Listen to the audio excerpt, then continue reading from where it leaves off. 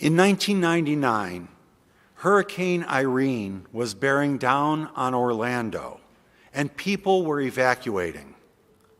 The staff and some of the volunteers from one of the parishes went through the church, taking important records, irreplaceable artwork, and any other valuable items they could carry.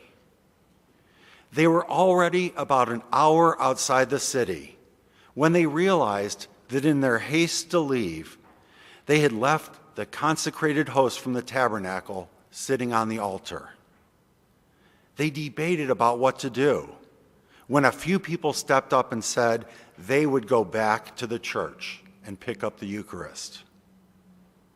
As they drove into the city, it was practically a ghost town. When they arrived back at their parish, they were surprised to find a homeless man curled up by the front door. He tried to explain his presence by saying that he thought it was just the right place to be. The volunteers went into the church and quickly retrieved the Eucharist. Then they went back outside, locked the doors of the church, wished the homeless man good luck, got in their cars, and left. I can hear James right now. What good is it, my brothers and sisters, if you love God but don't love your neighbor? The letter of James is one of my favorite books of the Bible. It's practical. It's honest, maybe even brutally honest. And if you're a little off track, it will convict you. I first encountered this particular reading that we heard about 15 years ago as I began to pray morning and evening prayer. Talk about being convicted. Faith without works is dead. I was on fire with my faith, praying, visiting shrines, even teaching, but I wasn't doing works. I had to ask myself, why not? And do you know what the answer was? I didn't know how. I didn't know what I could do. I didn't know how to find a way to help. I didn't even know where to start looking. Fast forward a few years, Father Jim asked me to start a charity group, and Charity in Action was born at our parish. It's a group that's designed to get you started. Charity in Action provides opportunities to serve and will even go with you to show you what you need to do to get started. Over the years, Charity in Action members have served meals at St. Pat's on Bridge Avenue and St. Coleman's on West 65th. We've distributed food at the Brook Park and Ozanam food pantries. We've repackaged medicines for a medical mission to the Honduras. We've collected thousands of dollars and various items for our troops. And we've done several other things. The group is just getting started again after the COVID interruption. And if the letter of James has inspired you, I encourage you to get involved. There should be an announcement in the bulletin in these upcoming weeks. But charity is only half the story. Our bishops have an initiative called the 2 Feet of Love. It gives 2 distinct, complementary ways to put works to our faith. One of these ways is charity, and the other is social justice. To understand the difference, let me tell you another story. One hot summer day, the people of a small riverfront town gathered at a park for a picnic. As they leisurely shared food and conversation, someone noticed a child in the river, struggling and crying. One brave man rushed into the river and pulled the child to safety.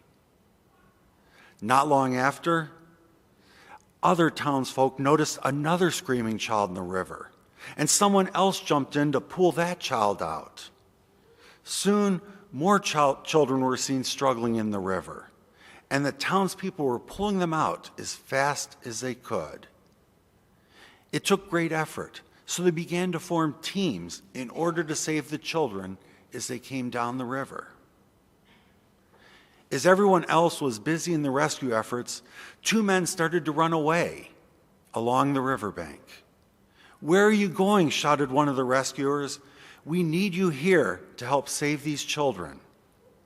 The men shouted back, "We're going upstream to find out how the children are getting in the river in the first place."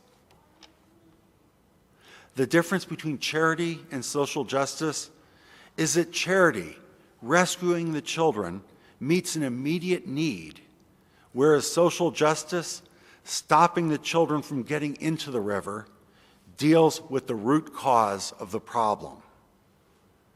Both approaches are necessary, since neither approach on its own is enough to address many situations. Typically, social justice deals with big issues and long time frames.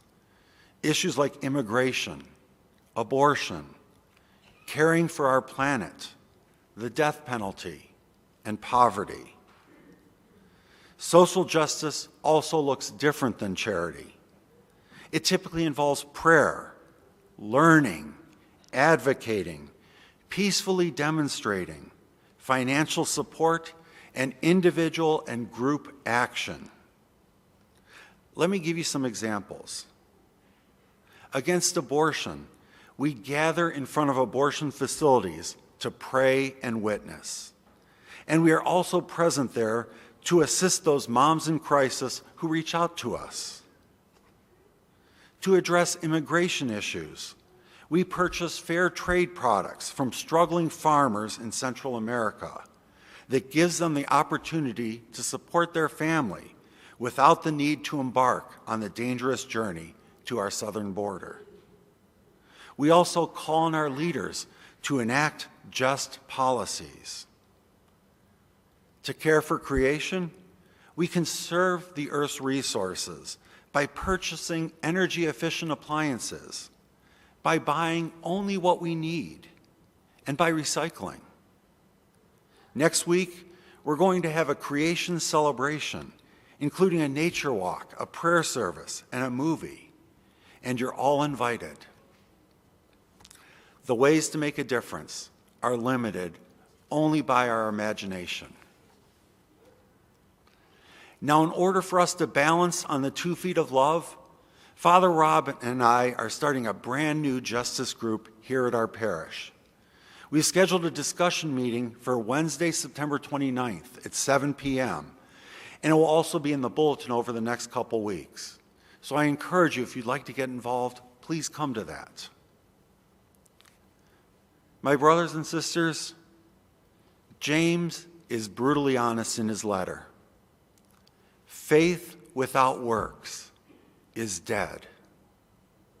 We are working to give you many opportunities to put your faith in action. Through our charity work, we hope to comfort the afflicted. And through our justice work, we hope to afflict the comfortable. There's not a person in this church that can't contribute. Everyone has something that they can do. As the saying goes, we may not be able to do it all, but we all can do something.